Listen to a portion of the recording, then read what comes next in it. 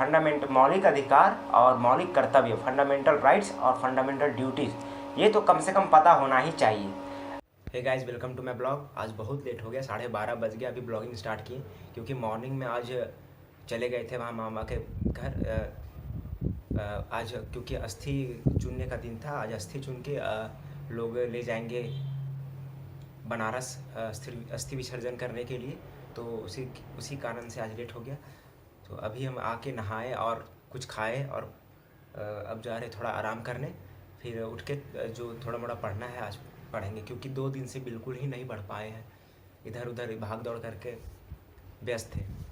तो गाइस, आराम करने के बाद अब थोड़ा पढ़ लेते हैं, क्योंकि 2 दिनों से तो पढ़ाई नहीं हुआ था। तो अभी हम पॉलिटिकल साइंस पढ़ने जा रहे हैं, उसमें फंडामेंटल राइट्स, बहुत ही इंटरेस्टिंग चैप्टर है फंडामेंटल राइट्स। मेरे हिसाब से तो भारत के हर व्यक्ति को कम से कम मौलिक अधिकार और मौलिक कर्तव्य, फंडामेंटल राइट्स और फंडामेंटल ड्यूटीज़, ये तो कम से कम पता होना ही चाहिए। अभी देखते हैं कि कहीं भी कोई भी व्यक्ति कहीं जाता है तो उसके साथ चाहे वो पुलिस स्टेशन गया हो, चाहे वो कहीं गया हो, उसके साथ इतना ख़राब तरीक़ा से व्यवहार किया जाता है। उसको अगर अपना अधिकार पता रहेगा, मान लीजिए किसी को कोई पकड़ के ले गया है, किसी के घर का आदमी को, तो पूछने गया है तो उसी को पीट देता है, तो उसको अपना अधिकार पता रहेगा कि अगर हमको कोई पकड़ा है किसी ऑफेंस में और वो ऑफेंस हम नहीं किए तो हमको पूछने का अधिकार है, किए हो या ना किए हो, पूछने का अधिकार है अपना गलती। लोगों को अपना अधिकार ना ही पता है, ना ही अपना कर्तव्य पता है कि हमारा देश के प्रति हमारा क्या कर्तव्य है, क्योंकि देश में जितने आदमी हैं सब आदमी देश की संपत्ति है। मेन संपत्ति देश का तो देश का वासी होते हैं, क्योंकि उन्हीं से ही देश चलता है। तो अब किसी को कुछ पता ही नहीं है, सिर्फ सेल्फिश कि हमको मेरे लिए क्या फ़ायदेमंद है, बस इतना ही सोचते हैं, उसके आगे कुछ सोच है ही नहीं भारत का आदमी का।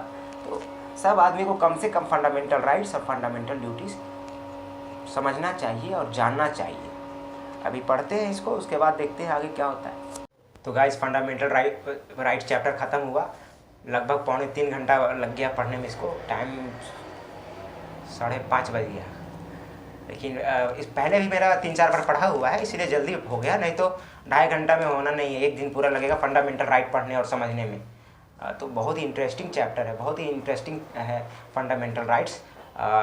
इसमें अभी हमारे झारखंड में देखेंगे तो सबसे इम्पॉर्टेंट राइट अगेंस्ट एक्सप्लॉयटेशन, हाँ। तो इसमें क्या है कि ह्यूमन ट्रैफिकिंग बहुत ज़्यादा होता है। फ़िलहाल ही रांची एयरपोर्ट से 26 टीन गर्ल्स को लाया गया। वो लोगों को दिल्ली सबको ले जाया जा रहा था, सबको होममेड बनाने के लिए। ये बहुत गलत है। इंसान है सो अपने इंसानियत से ही जाना जाता है। जो अगर इंसान में इंसानियत ख़त्म हो गया हो तो फिर इंसान कहलाने के लायक नहीं है। इंसान और जानवर में यही ना फ़र्क है। तो गाइस, शाम हो चुका है और अभी कुछ पढ़ लेना चाहिए। तो आज हम नया टॉपिक स्टार्ट कर रहे हैं, आर्ट एंड कल्चर। तो उसके लिए हम नितिन सिंघानिया का बुक नहीं लिए हैं, उसके लिए हम 11th क्लास का NCERT बुक लिए। ये देखिए,